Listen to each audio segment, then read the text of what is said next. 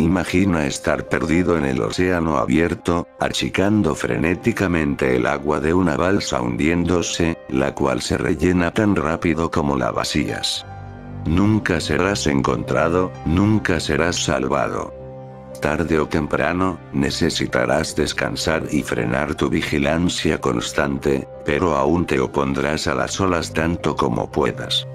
Por más imposible, el temor hacia esa agua oscura es más real que todo lo demás en tu mundo moribundo. Eso es lo que ser madre fue para mí. Solía pensar que la peor cosa en la vida era no obtener lo que querías. En mi caso, lo que quería era comenzar una familia, algo con lo que me había obsesionado desde que era una niñita, tratando de asegurarme de que todas mis muñecas se graduaran exitosamente y tuvieran familias propias. Me enamoré de todo chico que me notó, siempre demasiado rápido, siempre del equivocado, desperdiciando tanto tiempo imaginando bodas y baby showers y estas complejas vidas felices que nunca fueron vividas afuera de mi cabeza. Entonces conocí de la nada a un neurólogo apuesto mientras estudiaba enfermería, y dentro de 6 meses estaba embarazada. Finalmente tenía lo que siempre había soñado, pero la peor cosa en la vida no es no recibir lo que quieres. La peor cosa es recibirlo, y darte cuenta de lo mucho más feliz que eras antes.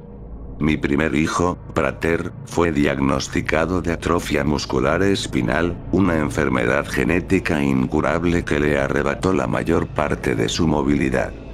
Cada día era un calvario. Cada hora, cada minuto. Una paranoia constante de que sus pulmones débiles se rendirían o de que se ahogaría en su propio vómito y no tendría las fuerzas para subyugarlo. Tuve que retirarme de mis estudios de enfermería, pero mi esposo Jeffrey cuidó muy bien de mí, dejándome a que cuidara del niño. Mi esposo alternaba su enfoque en su trabajo, moviéndose hacia investigaciones designadas para fortalecer las neuronas motoras y protegerlas. Pero era un sueño imposible. Había una amplia variedad de tratamientos potenciales, pero estaban a años de siquiera alcanzar los ensayos en humanos. De todas formas, le rogué a Jeffrey que se colara a casa algún medicamento experimental, pero Prater estaba tan débil, que las inyecciones sin duda iban a matarlo antes de que el tratamiento y dosis correctos fueran discernidos. No fue mi decisión tener otro hijo. No consideraba que podría atravesar por algo como esto de nuevo, pero Jeffrey insistió. Este no puede ser el final de tu sueño, me dijo. Este no puede ser el resto de tu vida. No fue hasta después de que me embarazara de nuevo que Jeffrey sacó a colación su motivo interior. Fue a la mitad de la noche, y acababa de regresar a la cama después de haber ido a chequear a Prater. No pensé que Jeffrey estuviera del todo despierto, pero se acurrucó a mi lado y murmuró. Cuando el nuevo niño nazca, estará lo suficientemente saludable como para que pruebe el tratamiento con él. Encontraremos algo que funcione, y todo se arreglará. No dormí por el resto de la noche. No creo haber sabido si era por el miedo o la emoción, pero estaba tan desesperada, que los dos empezaban a saber igual. Cuando mi segundo niño bebé nació, no le di un nombre. Solo escribí una X en el formulario. Jeffrey me dijo que sería más fácil de esa forma. Para cuando hubiese agotado la letanía completa de tratamientos posibles, el nuevo niño probablemente estaría muerto. Lo cargué por 9 meses, sufrí por 9 meses, y a cambio de esa sentencia sería capaz de darle a Prater toda una nueva vida de salud y felicidad. No era un maltrato, no cuando estás tan cansada de achicar el agua de una balsa que se hunde. Aún así, en toda mi vida nunca he llorado más fuerte que esa primera hora en la que lo sostuve. Después de eso, ni siquiera podía mirar al nuevo bebé. Pretendía que no existía. Jeffrey se tomó un año sabático del trabajo para poder continuar su investigación desde casa. Esperó hasta que X tuviera 6 meses antes de comenzar los experimentos, y durante ese tiempo, X vivió en un cuarto de bebé improvisado en el sótano. Yo no lo veía, pero algunas veces escuchaba el eco de su llanto por la casa. Jeffrey fue diligente y se aseguró de suplir todas las necesidades del niño, y yo ocupé todo mi tiempo en mi matrimonio cuidando a Prater, quien casi tenía 2 años para entonces. La ciencia no se limita a ese momento de eureka que ves en la televisión. No es una carrera corta, es una maratón. Aún había tanto que no se sabía sobre la enfermedad, e incluso en condiciones ideales y con un experimento adecuado usando grupos de control y pruebas, habría tomado años. Mientras que con un laboratorio en un sótano, un único sujeto de pruebas, y luego con que Jeffrey tuviera que regresar a su trabajo a medio tiempo. Tomó 8 años antes de que comenzáramos a ver resultados verdaderamente prometedores. Todo ese tiempo, no vi a X ni una sola vez. A veces estaba convencida de que había muerto desde hace mucho, y que Jeffrey solo estaba montando el espectáculo de bajar comida al sótano para darme esperanzas. Lo único que veía era a Prater, cada día un poco más débil. Una burla continua de lo que debería significar el tener una infancia y una familia. Cuando al fin estábamos listos para darle el medicamento completo a Prater, no estaba preparada para la pregunta inquietante que acompañó ese escalón. Si Prater mejora, y todo lo que siempre deseamos se vuelve realidad, ¿qué vamos a hacer con X? Me preguntó Jeffrey una mañana durante el desayuno. Fue inusualmente directo. Jeffrey siempre aludía a sus experimentos sin mencionar directamente al sujeto de pruebas. Incluso cuando era inevitable, comprendía que yo no me sentía cómoda reconociendo al niño. Traté de cambiar el tema, pero esta vez fue persistente. No podemos simplemente dejarlo ir. ¿Entiendes eso, no? Es demasiado tarde como para que tenga una vida normal y funcional. Incluso si algún día pudiera aclimatarse psicológicamente, los años de experimentos han... Haz lo que te parezca mejor, interrumpí. ¿Me estás diciendo que...? No te estoy diciendo nada. Solo quiero que hagas lo que sea necesario. Asintió taciturnamente, con la mirada agachada hacia su café. La tensión gélida se intensificó mientras escuchábamos a Prater carcajeándose con sus caricaturas en la otra habitación. Se parece a mí, dijo Jeffrey sin levantar la vista de su café. Me tomó un segundo para darme cuenta de que no estaba hablando de Prater. ¿Por qué demonios me dirías eso? Me llama papá, añadió. Finalmente me estaba viendo, pero fui yo quien no pudo recibir su mirada. No le debiste haber enseñado a hablar, fue todo lo que pude contestar. Eso es incluso peor que darle un nombre. En todo otro sentido, el experimento fue un éxito. Dentro de una semana desde la primera inyección de Prater, sus movimientos voluntarios se hicieron más finos y deliberados. Para el final de su primer mes, ya podía caminar por su propia cuenta. Escuchar cómo su respiración se estabilizaba, ver su sonrisa radiante mientras daba sus primeros pasos. Todo era sublime, casi surrealista dentro de su imposibilidad fantástica. Volviendo a casa una tarde, Prater estaba tan lleno de vitalidad, que incluso me dejó atrás desde el auto a la casa. Tras haber entrado, se dio la vuelta para preguntarme: ¿por qué está abierta esa puerta? Nunca está abierta. Me detuve en seco en el marco de la puerta. ¿Hay algo o alguien ahí abajo? No. ¿Qué hay ahí, mamá? Una escalera solitaria conducía hasta abajo. Las luces estaban apagadas. La habitación estaba vacía. ¿Por qué hay una habitación debajo de la casa? Cerré la puerta del sótano. El candado estaba ausente. Solo es un cuarto de huéspedes. Pero no hay nadie que nos visite, así que no lo usamos. ¿Sabes en dónde está papá? ¿Puedo ir a ver? Quiero ver el otro cuarto, insistió Prater. Nunca había servido para decirle que no a él.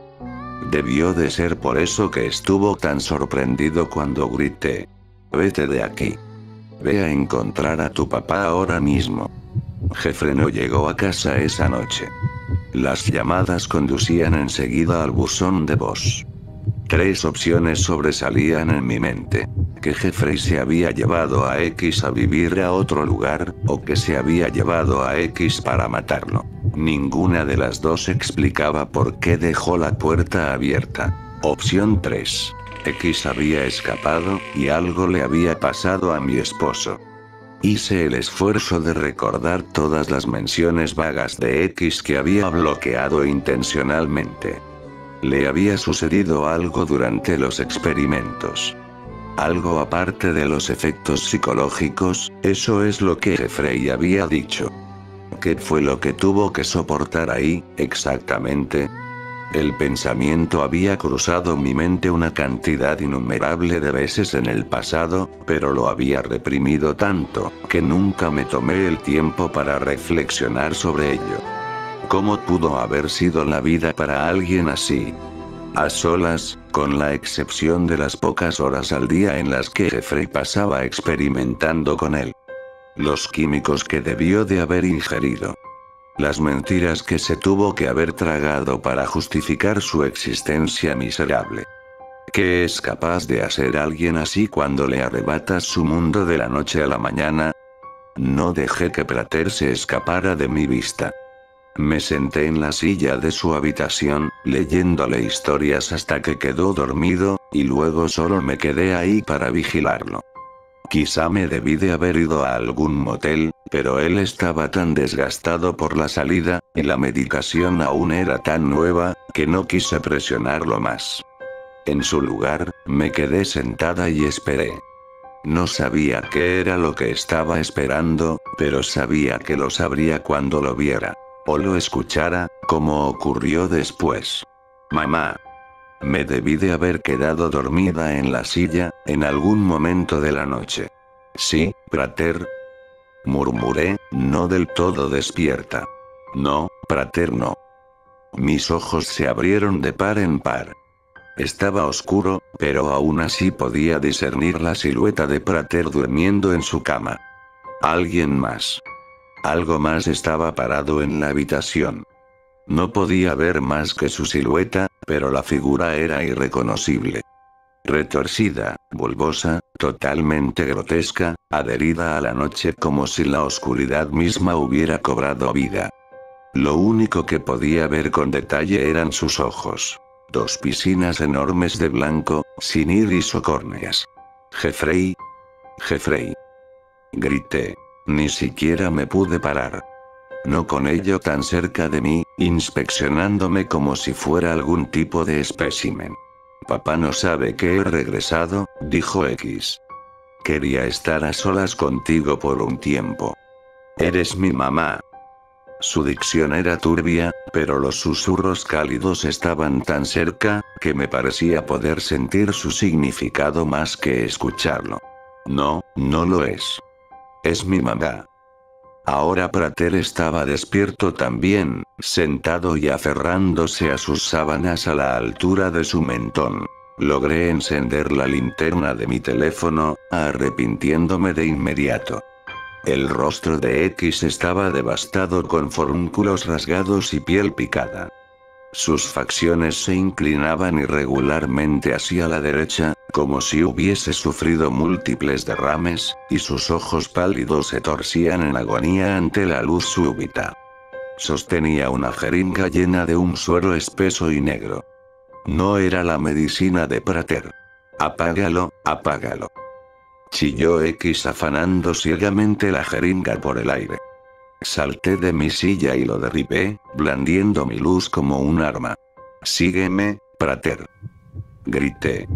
Mi hijo comenzó a trepar fuera de la cama, pero aún se encontraba muy débil. Sus temblores fueron tan estrepitosos que cayó directo al piso como un montículo arrugado. La luz quema. Apágala, mamá. Mamá. Esa palabra era una daga. Mantuve la luz en el rostro de X mientras procedía al borde de la habitación, en donde Prater se había caído.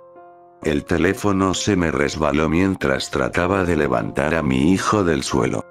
La luz se desvió del rostro de X, pude sentirlo precipitándose hacia mí a través de la oscuridad súbita, pero ya tenía a Prater sobre mi hombro.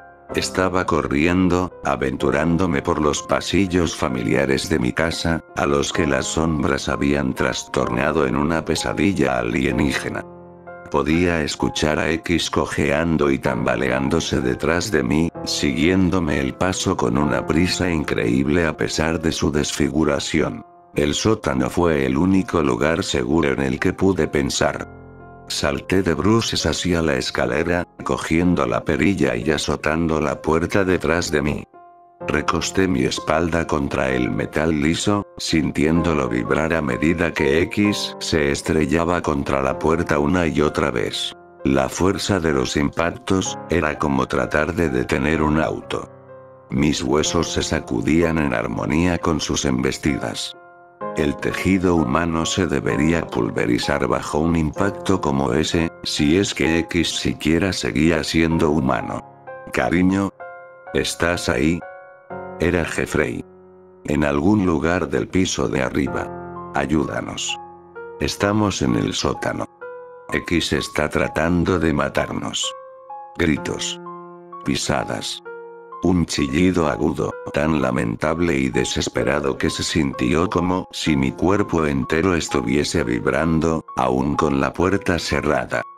Luego un disparo y todo quedó en silencio.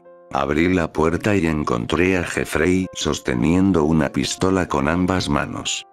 X estaba arrodillado en el suelo frente a él. Esos ojos pálidos penetraban mi cuerpo. Ahora que ambos estaban de lado a lado, incluso los gruñidos salvajes que acrecentaban el tormento en el rostro del niño no podían difuminar el parentesco estrecho entre él y su padre. El niño ya había comenzado a caer víctima de las sombras, desvaneciéndose casi inmediatamente, con la excepción de sus orbes blancos cuya acusación persistía. Contuve mi aliento, esperando a que Jeffrey le propinara el tiro de gracia. Nunca llegó. X se había ido. Aún contenía la respiración cuando Jeffrey bajó por las escaleras y me abrazó, y luego abrazó a Prater.